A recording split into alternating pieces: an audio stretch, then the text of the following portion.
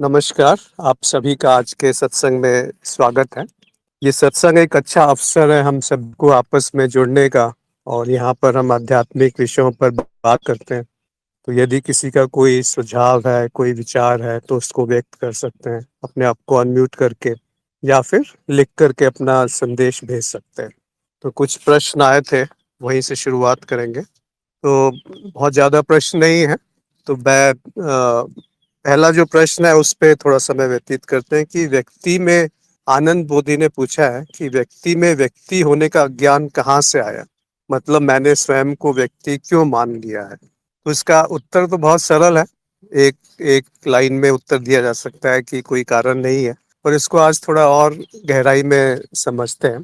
तो मुझे अ, आदि शंकराचार्य के 2 श्लोक हैं। एक है निर्वाण षटकम में और एक है भज गोविंदम में, और बड़े सुंदर से श्लोक है। तो उस पे हम बात करेंगे। तो ये जो प्रश्न है, इन दोनों का उत्तर कहीं ना कहीं हमें मिलेगा। तो उन दोनों श्लोकों को मैं यहाँ पर पेस्ट करता हूँ ताकि सबको आसानी भी रहेगी समझने में और उसको पढ़ने में। तो जब बात होती है कि व्यक्ति क्या है, व्यक्ति क्यों आया, कहाँ से आया, कहाँ मतलब कोई जगह, तो जगह तो कोई है नहीं, वो तो हम जानते ही हैं। परंतु क्यों आया, अगर ये पूछ लिया जाए कि क्यों मान लिया मैं व्यक्ति हूँ, कहाँ से इसकी शुरुआत हुई, तो इस पे हमें थोड़ा सा गहराई में उतरना पड़ेगा कि व्यक्ति है क्या। जो व्यक्त है वो व्यक्ति है। अब जो व्यक्त है यानी क्या, जहाँ पर कि अहम भाव आ जाता है। तो अब इन श्लोकों पे आते हैं कि अहम भाव क्या चीज़ है, क्योंकि अहम भाव नहीं है तो व्यक्ति भी नहीं होगा। जीव जिसको हम कहते हैं उसकी 2-3 परिभाषाएं हैं कि जिसका जन्म हुआ और जिसकी मृत्यु होगी वो जीव है, जिसमें अहम भाव है वो जीव है, या जो कारण शरीर की अभिव्यक्ति है वो जीव है। तो व्यक्ति जब आता है तो उसको अहम भाव अगर नहीं है तो व्यक्ति भी नहीं रहेगा। तो कहने का अर्थ यह है कि अगर अहम भाव है उसी को व्यक्ति कहा गया है, कि जो अपने आप को कुछ मान करके बैठा हुआ है। तो यहाँ पर जब आदि शंकरा ने निर्वाण षटकम में बताना नेति नेति से शुरू किया कि ना मन हूँ, ना बुद्धि और ना चित्त और ना अहंकार, फिर आगे वो चलते गए कि मैं शरीर, कोई शरीर नहीं हूँ, मेरा धर्म अर्थ काम मोक्ष भी मैं नहीं हूँ, पंच तत्व मैं नहीं हूँ, पंचभूत मैं नहीं हूँ। इस तरह से वो बहुत सारे उन्होंने एक एक करके सब कुछ नकार दिया। फिर जो आखिरी श्लोक है उसमें उन्होंने कहा कि अगर ये सब मैं नहीं हूँ तो मैं हूँ क्या? तो कहते हैं कि अहम निर्विकल्पो निराकार रूपम विभु व्याप्य सर्वत्र सर्वेन्द्रियानम सदा में समत्वम न मुक्तिम न बंधु चिदानंद रूपम शिवोहम शिवोहम। अब ये वाला जो श्लोक है इसमें उन्होंने ये बयान किया कि मैं हूँ क्या। तो व्यक्ति क्या है उस पर बाद में आते हैं, पहले ये समझते हैं कि मैं क्या क्या नहीं हूँ। तो मैं व्यक्ति नहीं हूँ ये तो स्पष्ट हो जाता है। और व्यक्ति का अर्थ है कि जीव या अहम भाव, या मैं कुछ हूँ, और मैं जो हूँ वो उससे भिन्न हूँ जो कुछ और दिखता है जगत में। तो कहीं ना कहीं मैंने अपने आप को बांध लिया, अपने आप को अलग कर लिया, वो व्यक्ति है। पर अगर मान लिया कि मैं शरीर नहीं हूँ, मान क्या लिया, देख लिया या जान लिया अच्छी तरीके से कि मैं जो ये पंच धातुओं से बना, पंच तत्वों से बना हुआ शरीर मैं नहीं हूँ। यहाँ पर जो मन है या बुद्धि है या चित्त है या फिर अहंकार, वो भी मैं नहीं हूँ। तो क्या कहा, मैं निर्विकल्प हूँ। निर्विकल्प का अर्थ होता है संकल्प और विकल्प चलते हैं मन में, यानी कि ये करना है और इस तरीके से करना है, इस तरह के विचार उत्पन्न होते रहते हैं। और विकल्प कि ये नहीं किया तब क्या होगा, कुछ कल्पना एक दिमाग में चलती रहती है, मस्तिष्क में चलती रहती है, विचार आते रहते हैं, जिसको हम संकल्प और विकल्प कहते हैं। तो वो जो है वो अहम का निर्माण करता है, वो मैं नहीं हूँ। फिर कहा निराकार रूप, मेरा कोई आकार भी नहीं है। तो संकल्प विकल्प चलते हैं मन में, और निर्णय लेने का काम बुद्धि करती है कि ये सही है ये गलत है। तो ना मैं मन हूँ, ना बुद्धि हूँ, और ना चित्त हूँ। चित्त यानी कि जो कुछ भी प्रकट है वो चित्त है, उसमें सब कुछ आ गया। यानी कि विश्व चित्त से लेकर के माया, नाद, और जो भी प्रकट है, देवी, और उसके नीचे कारण शरीर, फिर सूक्ष्म शरीर, स्वप्न लोक, और शरीर, मन, बुद्धि, सब कुछ जो है वो चित्त है। तो जो मन और बुद्धि जहाँ पे भी काम कर रहे हैं, वो चित्त के पृष्ठभूमि पे ही ये सब कुछ हो रहा है। तो चित्त बहुत विशाल है, वो एक तरह से बिल्डिंग ब्लॉक है, सबसे सूक्ष्म इकाई है जिससे कि सब कुछ बना है। और वही जब बहता है तो उसको हमें पता चलता है, जब उसमें परिवर्तन होता है तो जो जानने वाला साक्षी है वो उसको देख पाता है कि ये परिवर्तन हुआ। तो इसमें इन्होंने कहा कि अहो निर्विकल्पो, मुझ में कोई विकल्प नहीं है, यानी मन से परे हूँ। न संकल्प में कोई इच्छा है, न विकल्प में कोई चाह है, दोनों में ही मेरे को कोई रुचि नहीं है। निराकार रूपम, कोई आकार नहीं है, जो भी कुछ प्रकट है उसका आकार होगा, तो कोई आकार भी नहीं है। विभु व्याप्य, विभु का अर्थ होता है जो सब जगह है, और व्याप्त का अर्थ होता है जो सब में, सब कुछ जो है जिससे वो बना हुआ है वो वही है। तो जो सब जगह है और जिससे जो बना हुआ है उसका तत्व वही है, और वो मैं हूँ, उसको कुछ अलग नहीं समझ लेना। सर्वत्र, यानी सब कुछ जो कुछ भी है वो मैं ही हूँ। तो उसमें से एक अंश को निकाल करके हम समझ लेता है वो व्यक्ति है कि मैं कुछ हूँ, और अपने आप को भिन्न मान लिया इस प्रकृति से, इस जो कुछ भी प्रकट है उससे अपने आप को भिन्न मान लिया, तो वो व्यक्ति है। सर्वेंद्रिया नाम, अब ये बहुत सुंदर सा शब्द है कि मन, बुद्धि, चित्त और अहंकार मैं नहीं हूं जब, तो ये सर्वेंद्रिया नाम क्या है? जो इंद्रियों में, सब इंद्रियां उसी से अनुभव होता है, और इंद्रिया स्वयं एक अनुभव है। तो जो सब इंद्रियों से प्रकट है, जिससे, जिसमें वो जान रहा है, जिससे अनुभव हो रहे हैं, वो मैं हूँ। तो सर्वेंद्रिया नाम, उसमें केवल जानना होता है, उसमें मैं जान रहा हूँ ये भाव भी खत्म हो जाता है। तो मैं जान रहा हूँ ये अहम है। सदा में समत्वम न मुक्तिम न बंध, यानी कि जो सम तत्व है, जो सब जगह समान रूप से उपलब्ध है, सर्वदा हमेशा है, सदा है, और ना मुक्ति है ना बंधन है। तो जो मुक्ति और बंधन की परिकल्पना भी मैंने की हुई है, तो जब मुक्ति की परिकल्पना मैंने की है तो उससे निकलने का भी तो मेरा ही वो रहेगा कि कभी भी मैं मुक्त हो सकता हूँ उससे। और उससे मुक्ति का अर्थ यह है कि जब, जिस समय जो प्रकट है वो वैसा ही देख पाना, उस क्षण में रह पाना, अथाता जिसको कहते हैं कि मैं, ये जो क्षण है वही पूर्ण है, वही संपूर्ण है, वही वही है केवल, और कोई संभावना ही उत्पन्न नहीं हो सकती। तो वो जो अथाता है, वो उस क्षण में आप अगर रह गए, स्थिति हो गई, तब जाकर के वो आप कह पाएंगे कि हाँ, मैं ही प्रकृति हूँ, मैं ही सब कुछ हूँ। तो पहले शंकराचार्य ने नेति नेति करके सब कुछ हटा दिया कि मैं कुछ नहीं हूँ, ये भी नहीं हूँ, वो भी नहीं हूँ। अंत में कहते हैं कि जो कुछ भी है वो मैं ही हूँ। सदा में समत्वम, जो भी है उसका जो तत्व है उसमें समान रूप से व्याप्त मैं ही हूँ। विभू, मैं ही सब जगह हूँ, और मैं ही सब में व्याप्त भी हूँ। और बंधन और मुक्ति दोनों कल्पना मात्र है। चिदानंद रूपम शिवोहम शिवोहम, तो वो जो चैतन्य है, चिद का अर्थ है यहाँ पे चित्त नहीं, चिद मतलब चैतन्य। तो वो जो चैतन्य और आनंद स्वरूप है, वैसा शिव, शिव का अर्थ है आत्मन, या सत्ता, या तत्व, या शून्य, या कुछ भी कह लीजिए, अनुभव करता, साक्षी, दृष्टा, बहुत सारे नाम है उसके, पर इन नामों से कुछ मिलेगा नहीं जब तक आप उसको देख नहीं पाएंगे, जब तक आप उसमें समा नहीं जाएंगे कि यही है। तो बुद्धि जहाँ पे आती है या मन जहाँ पर आता है, तब अहम शुरू होता है और तब व्यक्ति उत्पन्न होता है। तो ये तो एक काव्यात्मक रूप से समझाया जाता है या समझने की कोशिश की जाती है, बुद्धि से ही तो समझ रहे हैं। और बुद्धि ही पूरी तरीके से दोषी है ये मानने के लिए कि मैं कुछ भिन्न हूँ। अगर जिसमें बुद्धि नहीं है तो उसमें अहम भी नहीं होता। अहम मतलब जैसे पेड़ है, अब पेड़ में ये अहम नहीं है कि मैं भिन्न हूँ बाकी पेड़ों से, या ऐसा कुछ उसमें भाव नहीं उत्पन्न हो रहा है, संकल्प विकल्प नहीं उत्पन्न हो रहे हैं। तो ये संकल्प विकल्प और बुद्धि, ये तीनों एक तरीके से दोषी भी है, और यही आपको मुक्त भी कर सकते हैं कि अगर किसी में बुद्धि ही नहीं है तो वो मुक्त कैसे हो। और बुद्धि है तभी अहम है। जो वो निर्णय ले रहा है कि मैं अलग हूँ, तो वो दो धारी तलवार की तरह से है बुद्धि, कि वो दो ही संभावनाएं उत्पन्न होती हैं कि या तो आपने माया को सत्य मान लिया।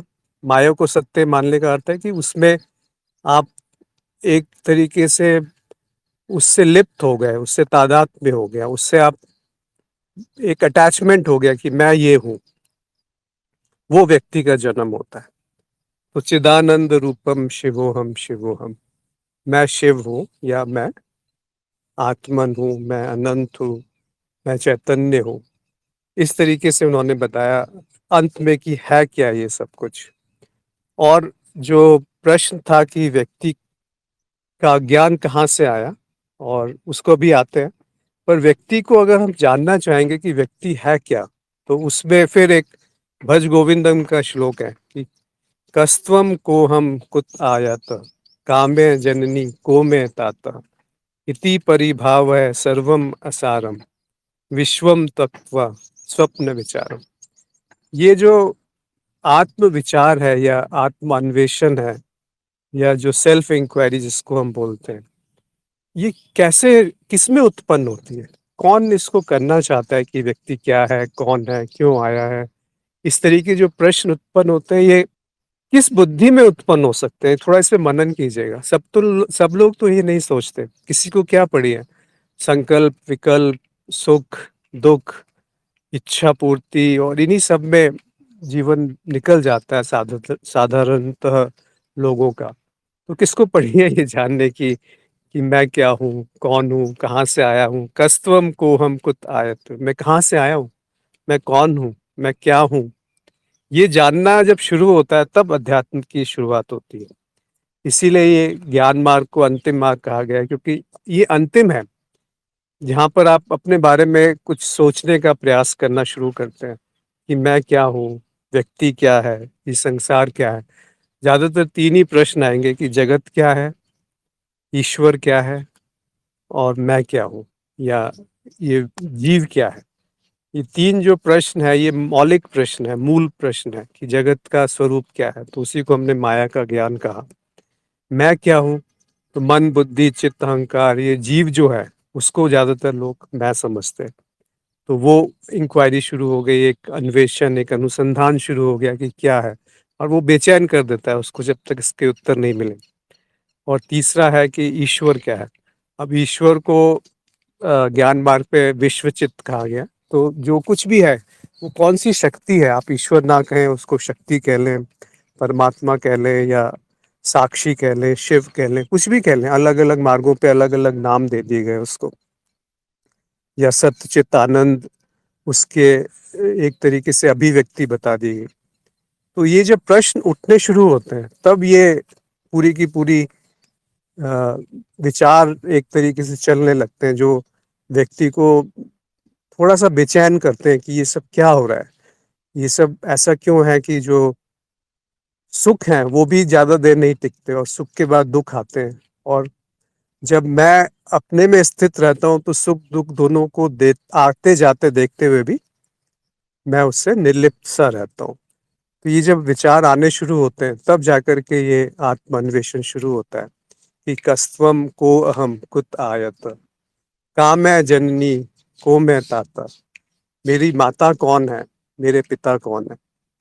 तो ये सवाल किस में आएगा? जिसने काफी मनन किया है अपने ऊपर, जो अध्यात्म मार्ग पे आ चुका है और परेशान हो गया है। या तो दुख ही है या फिर जिज्ञासा। अगर दुख नहीं है और जिज्ञासा नहीं है तो फिर अध्यात्म में कोई रुचि होती ही नहीं है।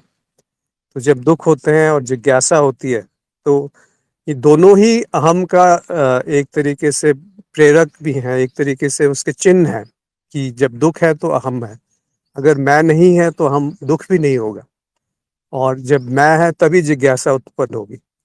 तो ये दोनों ही आपको अध्यात्म की तरफ प्रेरित करते हैं। तो उसका उत्तर आगे देते हैं दो पंक्तियों में, इति परिभाव है सर्वम असारम। ये मुझे अब निश्चित हो गया है कि जो कुछ भी है वो तत्व नहीं है, क्योंकि वो बदलता रहता है, सार नहीं है वो। और जो सार नहीं है उसको जो जानने वाला है वो मैं हूँ, जो हमेशा अपरिवर्तनीय है। विश्वम त्वक्त्वा स्वप्न विचारम। तो विश्व जो है एक स्वप्न की तरह है, ये मुझे पूर्णतः निश्चित हो गया। और विश्वम त्वक्त्वा मतलब ये मैं नहीं हूँ, उसको एक तरीके से मानसिक रूप से उससे आसक्ति नहीं रही। त्वक्त्वा का अर्थ ये नहीं कि उसको त्याग देना और उसको छोड़कर कहीं और चले जाना। कहाँ जाओगे? संसार छोड़ करके ये शरीर कहीं जा सकता है? जहाँ भी जाएगा संसार तो रहेगा ही रहेगा। तो जो स्मृति है और जो शरीर है और जो जगत है, ये तीनों एक साथ उत्पन्न होते हैं और एक साथ विलय होते हैं। तो जागृति में तीनों होते हैं और जब ये तीनों का त्याग होकर के स्वप्न में तीनों नए रूप में प्रकट हो जाते हैं। सूक्ष्म लोक में एक और रूप में तीनों प्रकट हो जाएंगे और जो निद्रा है या सुषुप्ति है उसमें विलय हो जाता है, केवल होना मात्र रहता है। तो अब आते हैं प्रश्न पे जो कि आनंद बोधि का था कि व्यक्ति में व्यक्ति होने का ज्ञान कहाँ से आया। तो ये पूछा गया कि अज्ञान का स्रोत क्या है, अज्ञान कहाँ से शुरू हुआ। तो कोई इसमें अ, अच्छा उत्तर दे सकता है। एक तो ये कि कोई कारण नहीं है, ये एक सिंगल लाइन का उत्तर होता है, पर ये संतोषजनक नहीं लगता कि ऐसा क्यों है कि कारण नहीं है। केवल इतना कह देना काफी है क्या? इससे प्रश्न का उत्तर नहीं आता।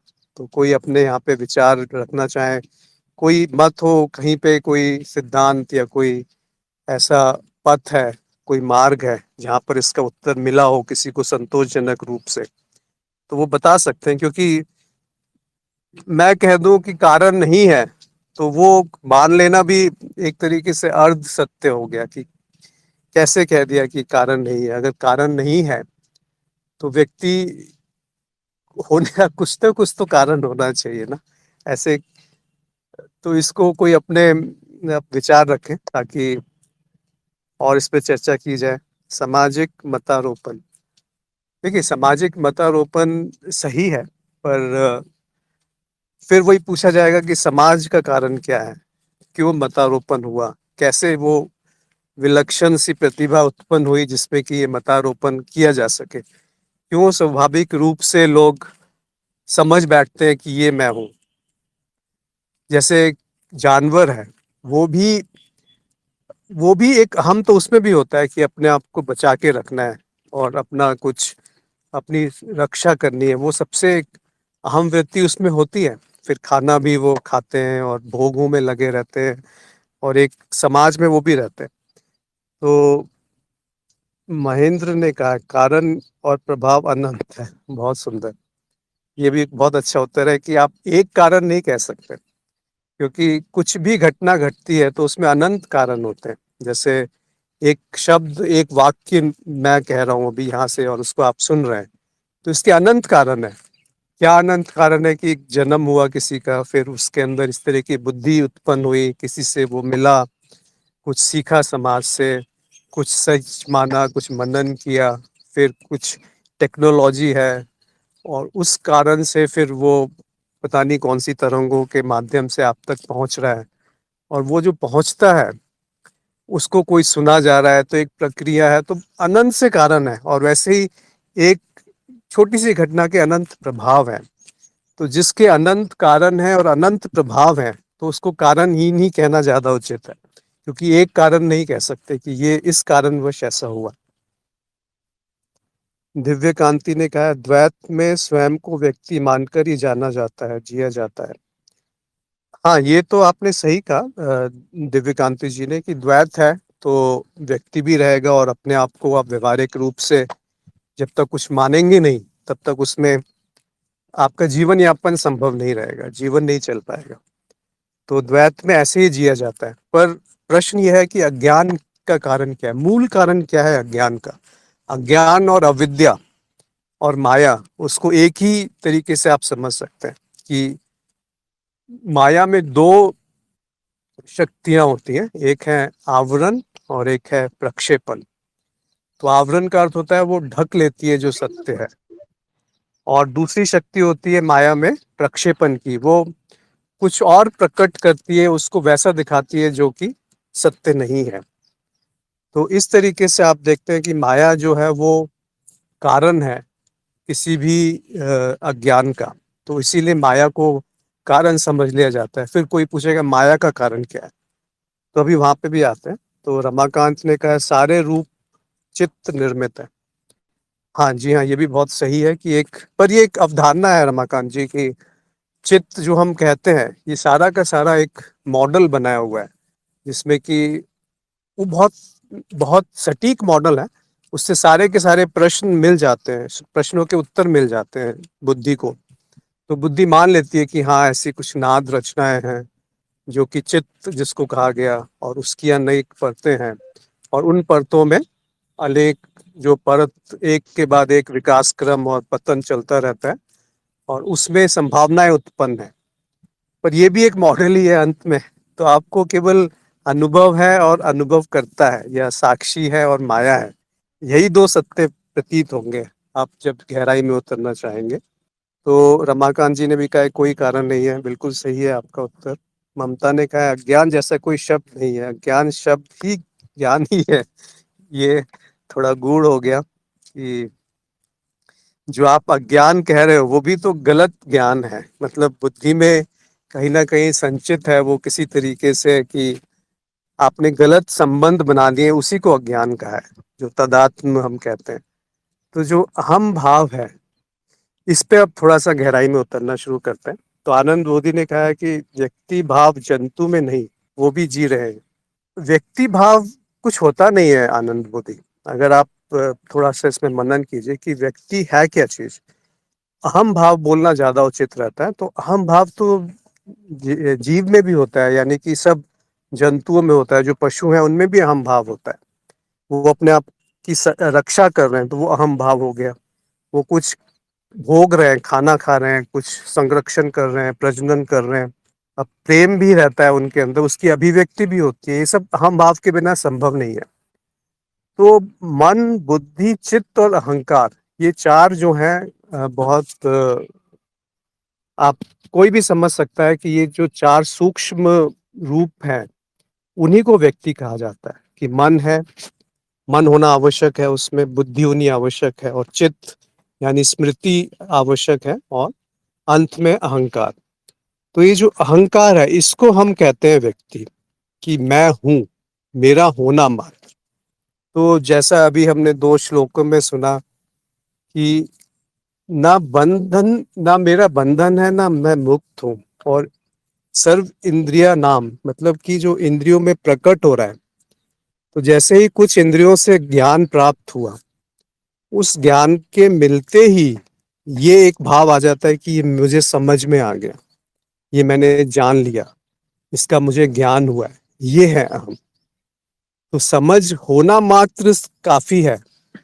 अगर आप वहीं छोड़ देंगे तो अहम जो है एक तरीके से विलय सा हो जाएगा। तो केवल इंद्रियों के द्वारा अनुभव हो रहे हैं, परंतु हम वहां पर काफी क्षीण हो गया, बहुत बहुत उस कम हो गया, उसकी शक्ति कुछ रही नहीं। जिस समय आवश्यक है व्यवहारिकता के लिए, जीवन यापन के लिए, उस समय वो व्यक्त होता है। जैसे कि आप हमेशा तो बुद्धि को दौड़ाते नहीं रहते हैं, हमेशा तो उसका प्रयोग नहीं करते हैं। वैसे ही मन का प्रयोग हमेशा तो नहीं होता कि संकल्प विकल्प उठते ही रहेंगे, या कुछ आप शरीर का हमेशा तो दौड़ कसरत नहीं करते रहते। वैसे ही अहम है कि हमेशा खाना भी नहीं खाते रहते। तो जब उसकी आवश्यकता होती है तब वो आ जाता है, और जब आवश्यकता नहीं है तो वो विलय हो जाता है। वो वैसे भी आता रहता है और जाता रहता है, ऐसा भी नहीं है कि वो हमेशा ही बना रहता है। तो उसकी एक उपयोगिता है, ऐसा नहीं है कि वो निरर्थक सा है। पर उसकी उपयोगिता जब हद से बढ़ जाती है तो वो एक विकृति का रूप ले लेती है, एक बीमारी बन जाती है। और वो जो बीमारी है वो आपको दुखी कर देती है। तो दुख और सुख में अगर आप भेद देख जानना चाहेंगे तो ये बड़ा साफ प्रतीत होता है कि जब मैं मैं जब है ठोस हो जाता है, जब अहंकार ठोस होता है तो दुख होता है। और जब अहंकार का विलय होता है, जब वो रहता नहीं है तो सुख होता है। आप सुख के क्षणों में हमेशा ध्यान दीजिए कि अहंकार जो है वो विलय सा हो गया एक तरीके से। जैसे आप कोई सुंदर दृश्य देख रहे हैं, बहुत सुंदर सनसेट है, सूर्योदय या सूर्य अस्त का आप दृश्य देख रहे हैं, तो एक मनमोहक सा दृश्य है, वो बांध सा लिया आपको, तो उस समय अहम कहाँ है? उस समय हम विलय हो गया। वैसे ही हर सुख में, हर जीवन की महत्वपूर्ण घटना में अहम का विलय हो जाता है। और हम जब अपना ठोस होकर के अपने आप को मजबूत करता है तो वो दुख का कारण बन जाता है। और दुख और सुख से जो परे है वो है आनंद, वो मेरा स्वरूप है। तो मैं अहंकार को भी देख सकता हूँ, उसका भी दृष्टा हूँ। तो इस तरीके से भी आप इसका उत्तर आ सकता है। तो अब प्रश्न पे आते हैं फिर से आनंद बोधि के कि व्यक्ति में व्यक्ति होने का ज्ञान कहाँ से आया। तो अज्ञान का कारण अगर आप ढूंढने जाएंगे तो कोई कारण नहीं है, या कह सकते हैं कि माया इसका कारण है। और माया का क्या कारण है, फिर उसको और कोई उत्तर मिलेगा नहीं संतोषजनक, तो उसको अकारण ही कह देते हैं कि बस ऐसा है। यानी कि अनुभव का क्या कारण है, ये सवाल पूछा जा रहा है। तो कोई और संतोषजनक उत्तर नहीं मिलता कि अनुभव क्यों आया, कहाँ से आया। देवी या जो संसार है या जो भी कुछ प्रकट है वो कहाँ से उत्पन्न हो गया। कोई कई विचार इस तरह से आते हैं कि क्योंकि जो अस्तित्व है उसको और कोई संभावना नहीं है कि जब तक वो प्रकट नहीं होगा माया के रूप में तो अपने आप को भी नहीं जान पाएगा। पर ये उत्तर भी इतना संतोषजनक नहीं लगता है कि ये कहने का अर्थ है कि वो भी एक सीमा में बंध गया। जो ब्रह्मन है, जो अनंत है, जो वृहद है, जो जो जिस निर्वचनीय है, जो जिसके बारे में कुछ कहा नहीं जा सकता, जो निर्गुण है, उसको आप कैसे सीमा में बांध लेंगे कि जब तक कि कोई प्रकट रूप में नहीं आएगा तब तक हम वो अपने आप को नहीं जान पाएगा। इसीलिए ये माया शुरू हुई है। पर ये कारण भी आधा है, अधूरा सा लगता है। ये कारण भी संपूर्ण नहीं है। तो सुभाष ने कहा है कारणहीन है। तो मेरा भी यही मत है। मुझे लगता है ज्यादातर जितने भी साधक हैं थोड़ा सा मनन करें इस पे कि क्या कारण हो सकता है। क्योंकि कारण का अर्थ है कि एक कारण आप उसको बता दें कि इस तरीके से इस वजह से माया उत्पन्न हुई है। तो व्यक्ति का कारण अज्ञान है और अज्ञान का कारण माया है। अब माया का कारण कुछ नहीं मिलेगा। तो वहां पर जाकर के बुद्धि समर्पित हो जाती है। और यदि बुद्धि समर्पित नहीं हुई तो सारा अध्यात्म बेकार है। फिर वो चाहे ज्ञान मार्ग हो या भक्ति हो या ध्यान हो या कोई भी हो, अंत में बुद्धि को समर्पित करना ही पड़ता है। क्योंकि बुद्धि स्वयं एक अनुभव है। बुद्धि स्वयं एक मिथ्या है। बुद्धि का एक उपयोगिता है, जैसे मन की उपयोगिता है, जैसे शरीर की उपयोगिता है, जैसे खाने की उपयोगिता है, वैसे ही बुद्धि और अहंकार की भी अपनी एक उपयोगिता है। पर उससे ज्यादा कुछ नहीं है। तो जब बुद्धि समर्पित होती है, सबसे पहले मन समर्पित होता है, फिर बुद्धि, फिर जो चित्त में चल रहा है उससे कोई विरोध नहीं रहता, तब जाकर के अहंकार जो है वो विलय सा हो जाता है कि फिर इंद्रियों से जो भी प्रकट है उसमें जो कुछ भी हो रहा है उसमें कोई विरोध नहीं है। ना कोई राग है ना कोई द्वेष है। पर इसका अर्थ ये नहीं कि वो निर्जीव हो जाएगा व्यक्ति। वो पूर्णतः सजीव हो जाता है। पूरी तरह से वो जीने की संभावना उसमें उत्पन्न होती है। क्योंकि वो एक निष्कर्ष पे या एक एक तरीके से घटना ऐसे ही घटे उस पे वो केंद्रित नहीं रहता। तो सारी संभावनाएं खुल जाती हैं और उसके बाद एक जीवन सरल, सात्विक और सुंदर सा हो जाता है। तो वही आत्मज्ञान के बाद कैसा जीवन होना चाहिए वो भी ऐसा ही समझ में आता है। दिव्य कांति ने भी लिखा है माया का कोई कारण नहीं है। जी हाँ। तो मैंने स्वयं को व्यक्ति क्यों मान लिया, तो इसमें भी कारण ही पूछा जा रहा है। तो कारण कोई है नहीं, ऐसा हो रहा है, बस इतना देखना है। और जो हो रहा है वो मैं नहीं हूँ, ये जाना जा सकता है। यही बुद्धि का अच्छा प्रयोग है। बाकी तो बुद्धि कुछ भी जिम्नास्टिक्स करती रहती है और अपने आप को बहुत, देखिए बुद्धि कैसे काम कर रही है जब वो समझती है कि मैं अलग हूँ, भिन्न हूँ, तभी तो ज्ञान मिल रहा है। और दो अनुभवों को संयोजन करके मैंने जान लिया। तो जो मैंने जान लिया वो अहम है, जो कि बुद्धि से सूक्ष्म है। तो बुद्धि जब समर्पित हो जाती है तब जाकर के अपने स्वयं से स्थिति मिलती है, या जो मैं मेरा स्वरूप है उसमें उसमें स्थिति आती है। उसी को निधि ध्यासन कहा गया। सत्या ने एक प्रश्न लिखा है, please explain the projecting power of Maya and veiling power of Maya. तो जो प्रश्न है आपका कि प्रक्षेपण और आवरण, दो तरह के शक्तियां माया की कही गई हैं। आवरण का अर्थ होता है छुपा लेना, ढक देना। तो क्या ढका जाता है, व्हील क्या किया जाता है, एक पर्दा क्या है, तो उसको पंचकोश भी कहा गया है कि 5 तरीके से वो ढकती है माया अपने स्वरूप को। तो अन्नमय कोश है जो कि आप सभी जानते हैं, ये जो शरीर है, जो देह है, वो अन्नमय कोश है। फिर उसके ऊपर मनोमय प्राणमय कोश आ जाता है, जो ऊर्जा का क्षेत्र है, जो कि सूक्ष्म है, प्रकट मैटर से, जो अन्नमय कोश है उससे सूक्ष्म है। फिर मनोमय कोश आता है जो कि ऊर्जा से भी सूक्ष्म है, मन, जहाँ पर कि संकल्प, विकल्प, विचार, इच्छाएं ये सब उत्पन्न होती हैं। फिर ज्ञानमय कोश है जो कि बुद्धि का क्षेत्र है, जहाँ पर समझ, एक तरीके से इंटेलिजेंस पहली बार प्रकट होती है। वो भी एक आवरण ही है जो अपने आप को अलग समझता है, बुद्धि, कि मैं कुछ हूँ, मैं कुछ नहीं हूँ। तो ये एक आवरण हो गया। और अंत में आनंदमय कोश। तो ये जो आनंदमय कोश यहाँ पर है, इसमें अर्थ है कि जो आप के अपने होने का आनंद है, पर वहां पर भी आपको एक ना एक तरीके से वो आवरण कह दिया, क्योंकि वहां पर भी एक परिच्छिन्नता बनी हुई है कि मैं भिन्न हूँ। तो ये आवरण है जो छुपा लेते हैं अपने स्वरूप को किसी न किसी तरीके से, कि जब हम इनमें से किसी एक परत में टिक जाता है कि ये मैं हूँ, चाहे वो अन्नमय कोश हो, प्राणमय हो, मन हो, बुद्धि हो, या आनंदमय हो, जहाँ केवल होना मात्र है, केवल होना मात्र है, पर वो भी मैं मुक्त हूँ, ये मैंने मान लिया, ये भी अहम हो गया। और मैं बंधा था, ये भी अहम है। तो जो इन दोनों से परे है, जो बस है, जिसको शब्दों में बयान करना असंभव है, वो मैं हूँ।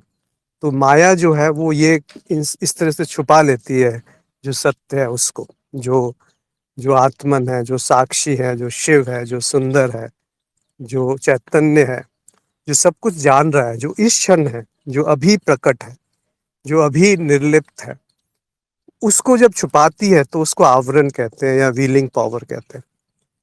अब पर यहीं पे माया नहीं रुकती फिर वो कुछ का कुछ और दिखाने लगती है, जो है उसको कुछ और प्रकट हो जाता है कि ये जो वास्तव में है वो छुपा करके कुछ और दिखने लगता है। उसको प्रोजेक्शंस कहते हैं या प्रक्षेपण कहते हैं। जो आपने कहा कि प्रोजेक्टिंग पावर, तो उसको प्रक्षेपण कहते हैं कि आपने कुछ और वहां पर, जैसे आप निद्रा का उदाहरण लीजिए, वो बहुत अच्छा, स्वप्न का उदाहरण लीजिए। स्वप्न में आपको जो कुछ भी जागृत का है वो सब छोड़ना पड़ता है कि मैं ये शरीर हूँ, मन हूँ, बुद्धि हूँ, वो छोड़ करके, तो वो है आवरण। जब वो आपने भूल गए एक तरीके से कि मेरा स्वरूप जागृत अवस्था का जो है वो सत्य है, वो आपने छोड़ दिया, तब जाकर के स्वप्न शुरू होता है, तो वो आवरण है। फिर स्वप्न में जो दिख रहा है वो प्रक्षेपण है या प्रोजेक्शन है। तो जो कुछ भी स्वप्न में दिख रहा है वो प्रक्षेपण है। और जब आप भूल गए अपने आप को कि मैं ये शरीर हूँ, मेरे संबंधी हैं, और वो सब छूट गया, तो वो आवरण हो गया। तो जो काम स्वप्न में हो रहा है वैसा ही जागृत अवस्था में हो रहा है। अगर आप दूसरी तरीके से इसको मनन करेंगे तो देखेंगे कि स्वप्न, जो आज श्लोक था उसमें ये भी तो था, इति परिभावय सर्वम असारम विश्वम त्वक्त्वा स्वप्न विचारम। तो जो ये विश्व है ये स्वप्न की तरह है, ये मुझे पूर्ण निष्ठा हो गई। तो स्वप्न में जैसा होता है वैसे ही जागृत अवस्था में हो रहा है कि आवरण और विक्षेप दोनों शक्तियां एक साथ चल रही हैं। हल्दर ने लिखा है, तरंग का क्या कारण हो सकता है स्फुरन मात्र। बहुत सुंदर, बहुत गहरी बात कही हल्दर जी ने कि देखिए, पानी है, पानी का प्रकट रूप जो है वो तरंग है, पर वो तरंग ना भी होती तब भी तो पानी रहता। अगर तरंग मिट गई तब भी पानी है। तो वैसे ही जो कुछ भी तत्व है वो है, और वो जिस तरीके से भी प्रकट हो उसमें पूर्ण स्वतंत्रता है। ये अक्षता ने भी एक कहा था कि इतनी स्वतंत्रता है कि वो स्वयं को बांध ले, ये भी उसके अंदर स्वतंत्रता है। तो वो इतना स्वतंत्र है कि आप उसको किसी भी विचार में नहीं बांध सकते, वो विचारों से बहुत परे है, अनंत है, असीम है। उसके सामने शब्द जो है वो मौन होना ही बेहतर है। कुछ भी कहना एक तरीके से वो झूठ हो जाता है, वो असत्य हो जाता है, वो मिथ्या सा हो जाता है। लेकिन जो है उसको नकारा भी तो नहीं जा सकता, वो बस है। तो जो है, और वो मैं मुक्त हूँ, ये भी एक तरह से अहम है। मैं अज्ञेय हूँ, मैं शून्य हूँ, मैं अनंत हूँ, ये सब अहम बोल रहा है। अगर ना भी बोले तब भी तो वैसा ही है।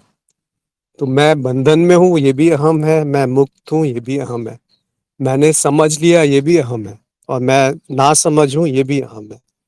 तो हम बहुत सूक्ष्म है।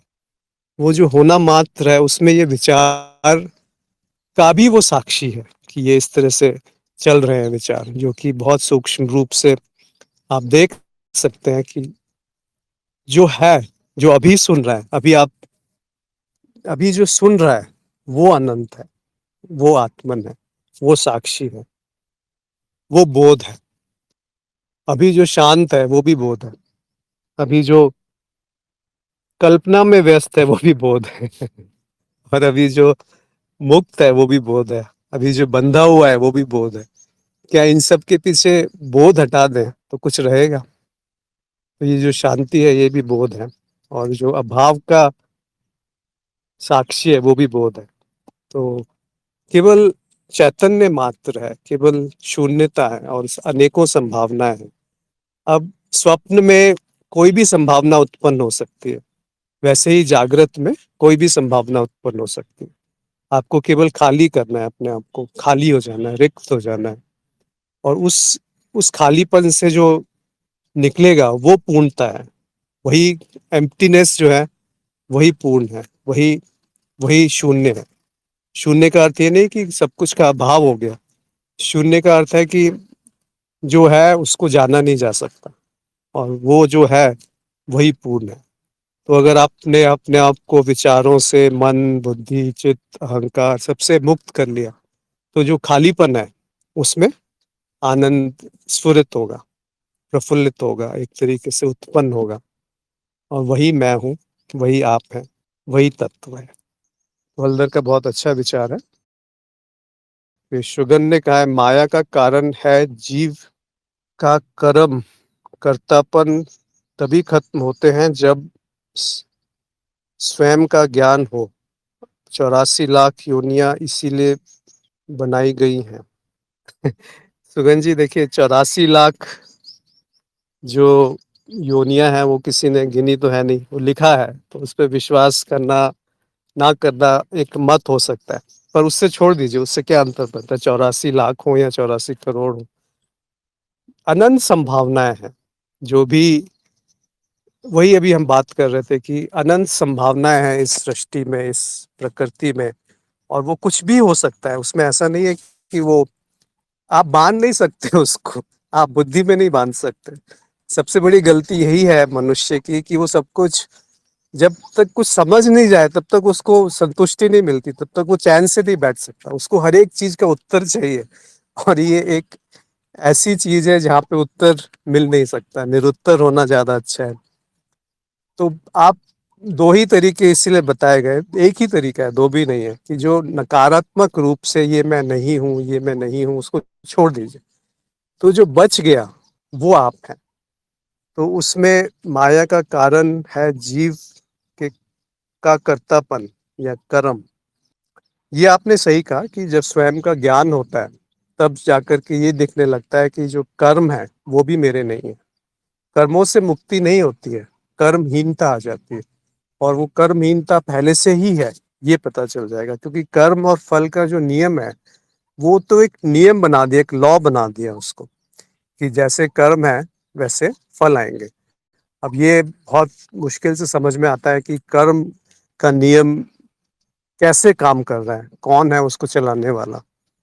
तो वो सब बुद्धि से परे है, इतना गहन है वो, इतना गूढ़ है कि वो जान नहीं सकते। पर वो है, ये बात तय है, क्योंकि आप देख लेंगे कि कुछ ना कुछ कारण प्रभाव दिखते रहते हैं, और अभी हमने बोला कि कोई कारण नहीं है, कोई प्रभाव नहीं है। तो बड़ा ये जटिल सा विषय हो जाता है कि अकारण है माया, और उसका कारण अगर आप कहना चाहें तो कह दीजिए साक्षी है, आत्मन है, शिव है। पर वो शिव कारण नहीं है, शिव स्वयं शक्ति है। जो आत्मन स्वयं जो है वो अपना ही प्रकट रूप है, दो नहीं है। जैसे कि हल्दर ने कहा कि जो तरंग है, वो जो स्फुरन है पानी का, वो तरंग है। तो अगर वो स्फुरन होके तरंग ना बन करके झाग बन सकती है, कुछ और भी बन सकती है, या इवापोरेट होकर के वही सागर का जो पानी है वो बादल बन जाएगा, या ठोस होकर के वो बर्फ बन जाएगा, या नदी में वो भाव बन जाता है। रहेगा तो पानी, है तो वो पानी। हम उसको अलग अलग रूपों में देखते हैं, उसको नाम दे देते हैं। तो इस शब्दों का जो अर्थ है उसको आप देखिए कि एक शब्द है, उसका एक अर्थ है और उसका एक रूप है। ये तीनों क्या है? केवल एक मानसिक जिम्नेजियम है और कुछ नहीं है, कसरत है मन की, एक बुद्धि की कसरत है कि आपने शब्द को जान लिया, या उसके अर्थ को जान लिया, या उसके रूप को जान लिया। पर उन तीनों से जो परे है, जो शब्द और रूप और उसका जो अर्थ है, उनके जो परे है, वो मैं हूँ, वो साक्षी है, वो आत्मन है, वो अचिंतनीय है। मतलब वहां पे उसके बारे में सोचा नहीं जा सकता, और निर्वचनीय है, उसके बारे में भूला भी नहीं जा सकता, और अनंत है, निर्विकार है, निराकार है, निराशय है और निराधार है। तो सारे आप देखेंगे कि नेगेटिव है, ये नहीं है, वो नहीं है। तो पॉजिटिव के लिए ही हमने आज बात करी थी इस पे, कि ये सब तो नहीं है, फिर ये भी नहीं है, वो भी नहीं है, कुछ भी नहीं है, तो क्या है? तब उन्होंने कहा कि अहम निर्विकल्पो निराकार रूपम विभु व्याप्य सर्वत्र सर्वेन्द्रियाणां सदा में समत्वम न मुक्तम न बंध चिदानंद रूपम शिवोहम शिवोहम। अब इस श्लोक पे आप मनन करेंगे तो और क्या चाहिए? कौन सा उत्तर चाहिए? कि क्या कारण ढूंढने चाहेंगे और क्या उत्तर लेके आएंगे वहां से? सब कुछ शांत है, सब कुछ पूर्ण है, पहले से ही पूर्ण है। सब कुछ बंधन मुक्ति भी एक तरीके से अवधारणाएं है, और जो केवल होना मात्र है, जहाँ पर मैं जान गया ये भाव भी नहीं है, बस जानना है, बस बस ज्ञान है। इसीलिए शास्त्रों में ज्ञान, ब्रह्मन ज्ञानम, ब्रह्म को ज्ञान भी कहा है, और जो ज्ञान और अज्ञान दोनों से परे है। इसीलिए ये सब बातें जो हैं बिल्कुल निरर्थक सी हो जाती हैं जब आप उसको बयान करने का प्रयास करते हैं कि वो है, सत्य भी है, असत्य भी है, और दोनों का अभाव भी है। तो उसको आप कैसे बुद्धि में बांधेंगे? तो वहां पर बुद्धि का समर्पण आवश्यक है। अगर समर्पण नहीं हुआ तो वो समझ में नहीं आएगा, और समझ में भी, समर्पण के बाद कैसे समझ में आता है कि वो है, बस मैं हूँ, और कोई परिच्छिन्नता नहीं है, कोई भेद नहीं है, अभिन्नता नहीं है। और वो ब्रह्मविद जो है वो ब्रह्म बन करके ब्रह्म को जाना जा सकता है। ऐसा नहीं है कि ब्रह्म को आप जान लेंगे बुद्धि के द्वारा, वो असंभव है। तो ब्रह्म, ब्रह्मेव ब्रह्मविद, यानी कि जो ब्रह्म होकर के ही ब्रह्मा को जाना जा सकता है, क्योंकि जो कुछ भी है वो ब्रह्मन ही है। वो पूर्णतः, पूर्णतः अनंत है, शून्य है। अब उस शून्य के बारे में आप कैसे कहेंगे कि ये है या वो है, ऐसा है या वैसा है? तो यहाँ शब्दों को बिल्कुल विराम दे देना चाहिए, और जो है उसमें आनंद में रहना चाहिए। और क्या है, आप जीवन का लक्ष्य क्यों अपने बुद्धि को परेशान करते हैं? हम लोग ज्ञान मार्ग में शुरू शुरू में बुद्धि की परेशानी होती है, पर जब एक व्यवस्थित रूप से, अनुशासित रूप से एक सदगुरु के साथ चलेंगे तो सारे के सारी जो उलझने हैं, जो परेशानियां हैं, वो हट जाएंगी, वो छूट जाएंगी, और जो रह जाएगा वो एक शांति है, प्रेम है और आनंद है। वही आपका स्वरूप है। देखिए, शांति हो या आनंद हो या प्रेम है, इन तीनों को जो भंग करता है वो है अहम, कि मैं कुछ हूँ। और वो जो मैं कुछ हूँ, ये जो भाव है, उससे जब मुक्ति होती है तो वो पता चल जाता है। मुक्ति कैसे होती है? कि ये एक मिथ्या है, माया है, ये कहीं है ही नहीं। आप ढूंढने जाएंगे तो कहीं मिलेगा ही नहीं। हम हमको तो, अब हमको ढूंढने जाओ कहाँ पर है ये हम, तो देखेंगे कहीं है ही नहीं, और एक स्फुरन मात्र रह जाता है। जैसा कहा अभी कि एक स्फुरन है, एक स्फुरति है, निर्वासन स्फूर्ति मात्र।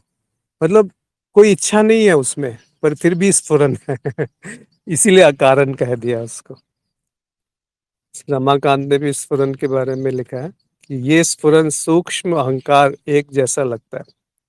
हाँ, आप कह सकते हैं सूक्ष्म अहंकार जो है वही स्फुरन है, पर वहां पर सूक्ष्म रूप का अहंकार भी समाप्त हो जाता है, विलय हो जाता है वो। उस स्थिति में केवल स्फुरन मात्र है, उसमें आप अहंकार भी मत जोड़िए, क्योंकि अहंकार का अर्थ होता है कि कुछ आप भिन्न है उससे। वो जो भिन्नता है वो थोड़ी देर के लिए समाप्त हो जाती है। जो बुद्धि अलग अलग कर रही है, बांट रही है, वही बुद्धि स्वयं विलय हो जाती है, तो वो स्फुरन मात्र रह जाता है। वहां पे शायद सूक्ष्म अहंकार है या ना है, दोनों छोड़ दीजिए उसको भी, तो जो रह गया वो स्फुरन रह गया, या होना मात्र रह गया। उसमें अच्छा बुरा सब छूट गया, राग द्वेष, अच्छा बुरा, कर्ता भाव। सबसे बड़ा जो माया का कारण है, अगर हम बोले कि माया कैसे बांधती है अपने आप को, जो आवरण और प्रक्षेपण की बात हुई थी, तो जो प्रक्षेपण है उसमें यही सबसे बड़ा कारण है कि मैं करता हूँ, मैंने ये किया, ये नहीं किया, इदम कृतम इदम ना कृतम।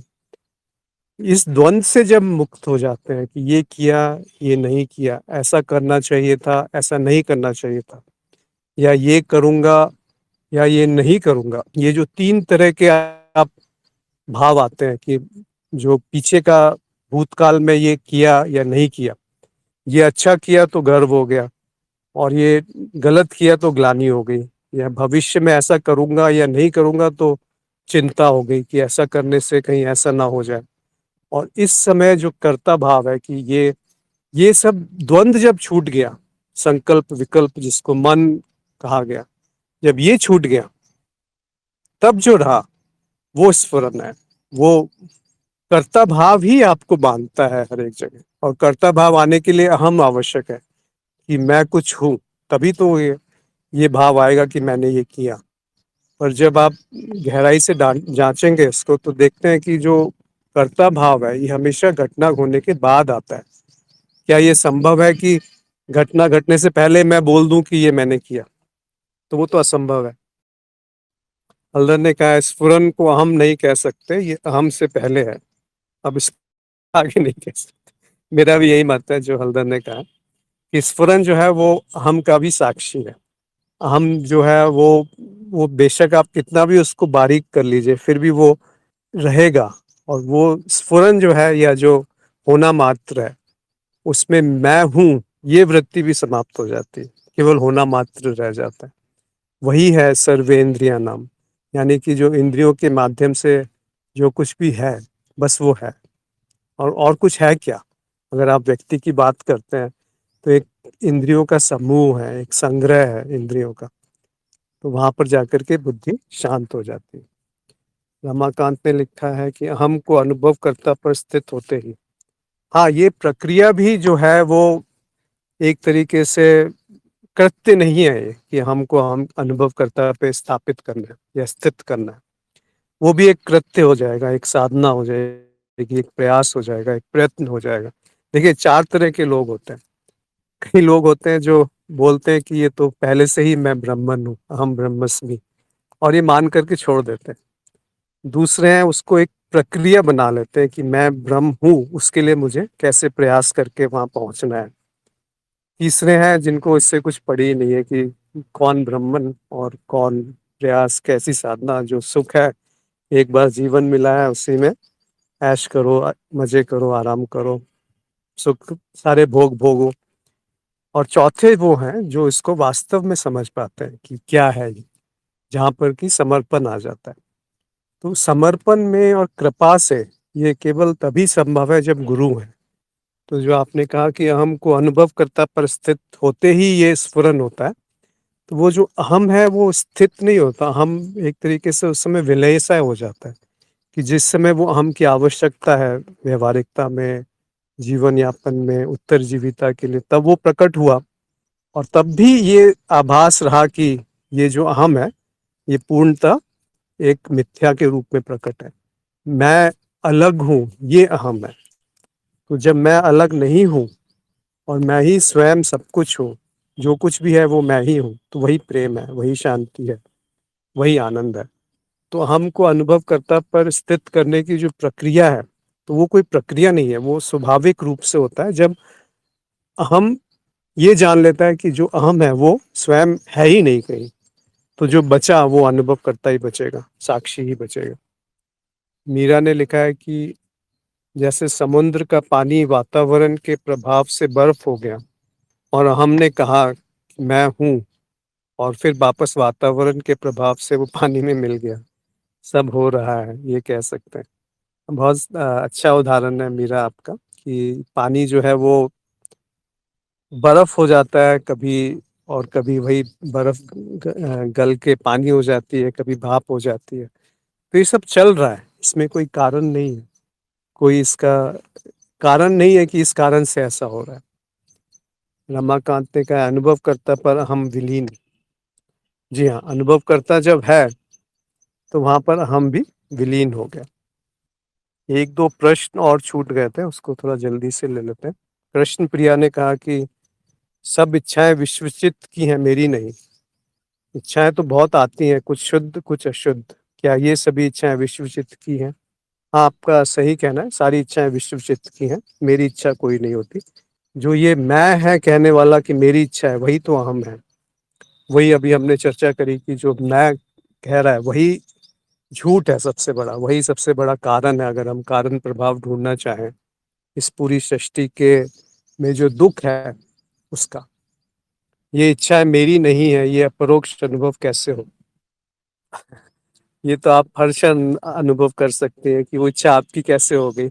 अगर आपकी होती तो आपके नियंत्रण में होती, आपके अनुसार चलती, आपके अनुसार आती जाती, तो ना वो आपके कहे से आती है ना आपके कहे से जाती है, वो बस आ जाती है। और कैसे आती है वो भी नहीं पता चलता।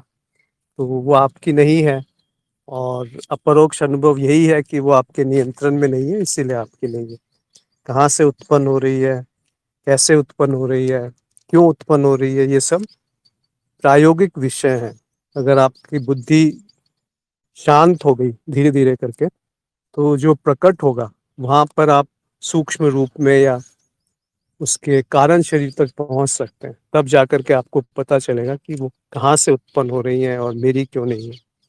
और वैसे भी सारे अवधारणाएं हैं, एक मॉडल्स हैं, कारण शरीर और सूक्ष्म, इसमें जितने भी हमने विभाजन किए हैं वो सब मन के द्वारा कृत्य हैं, और बुद्धि इनको देख सकती है कि वो उनसे परे है। उसके लिए एक विशेष बुद्धि चाहिए, कोई ऐसा नहीं कि बहुत तीक्ष्ण बुद्धि चाहिए, पर एक विशेष बुद्धि चाहिए। फिर दिव्य कांति का एक प्रश्न था कि सफेद कमल का प्रतीक क्या है? तो सफेद कमल जो है वो एक बहुत ऐसी घटना मानी जाती है कि जो कभी होती ही नहीं है, और जो उसको देख ले तो वो बहुत लकी माना जाता है, भाग्यशाली माना जाता है। पर ये कोई बेकार की चीजें हैं कि सफेद कमल को देख करके क्या मिल जाएगा। ऐसे जो बहुत कम होती है घटनाएं उनका महत्व बढ़ जाता है, पर उनका उपयोगिता कुछ नहीं होती। तो जो महत्वपूर्ण है जरूरी नहीं है कि वो उपयोगी भी हो, और जो उपयोगी है उसको महत्व नहीं दिया जाता। जैसे कि हवा है, पानी है, हम नहीं पूछते कि हवा का महत्व, और थोड़ी देर हवा नहीं रहे तो जीवन समाप्त हो जाएगा, व्यक्ति समाप्त हो जाएगा, शरीर मर जाएगा। पर उसको कोई महत्व नहीं देते कि हवा, क्योंकि सब जगह है, मुफ्त है, और इसीलिए वो सबसे ज्यादा उसकी कीमत है, पर उसकी कोई कीमत समझी नहीं जाती। तो ऐसी घटनाओं का कोई अर्थ नहीं होता जो बहुत कम होती है। जैसे सोना बहुत कम पाया जाता है इसलिए उसका मूल्य ज्यादा है, पर उसका उपयोगिता क्या है? उपयोगिता तो कुछ भी नहीं है। सोने से ऐसा कौन सा विशेष काम है जो केवल सोना कर सकता है? क्या आप सोने को खा सकते हैं? पर उससे उसका मूल्य खाने से बहुत ज्यादा मान लिया है। यही माया का खेल है, जो जो जो कि सामान्य है उसको वो महत्व नहीं देते, महत्व नहीं देना चाहती व्यक्ति। और जो असामान्य है, कोई चमत्कार है, कोई विचित्र सी घटना है, उसके पीछे भागता रहता है। तो मन जो है वो खुद ही उलझन बनाता है और खुद ही उस पे फंस जाता है।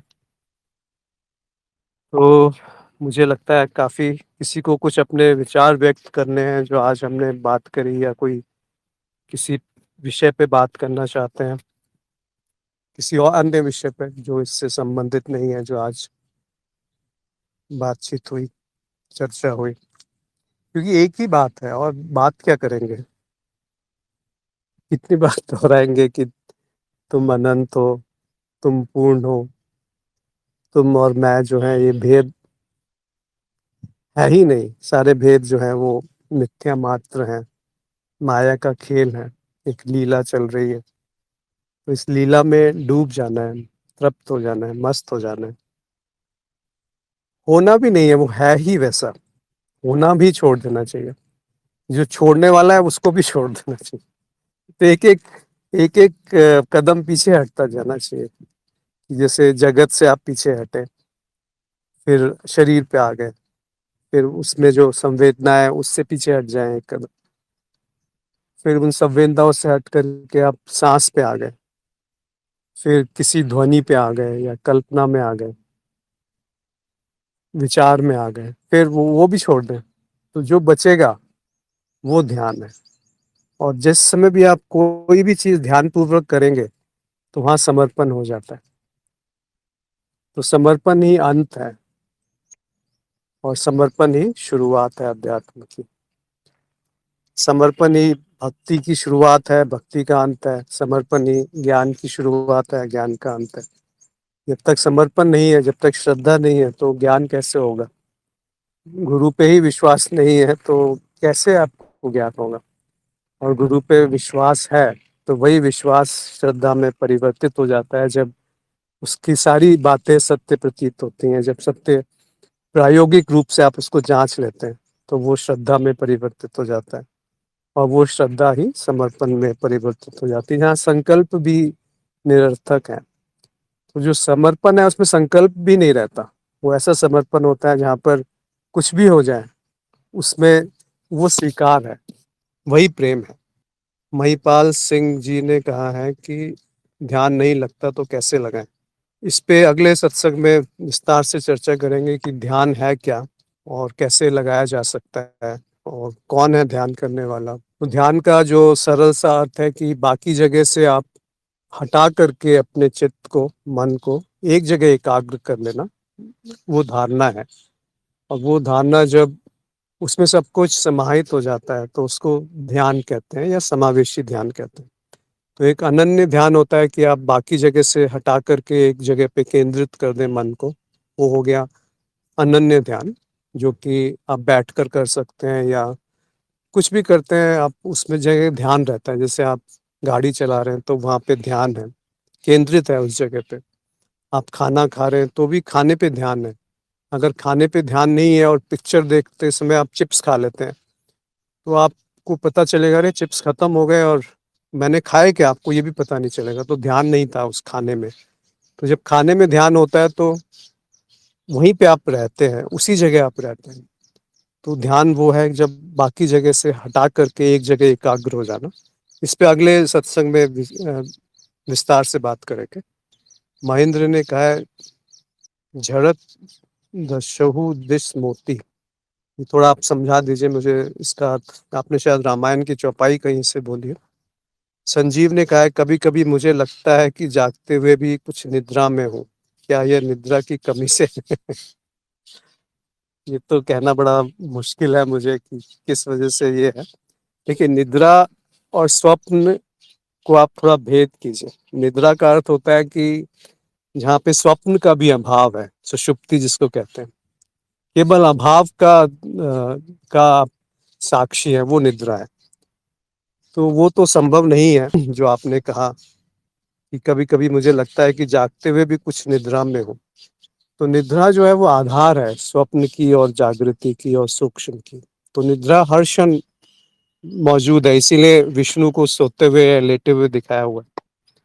और अगर आपकी ये स्थिति आ गई है तो वो बहुत विकसित स्थिति है, पर वो इतनी आसानी से मिलती नहीं है कि जब निद्रा में चेतना जागृत हो गई तो जागृत में निद्रा संभावित होने लगती है।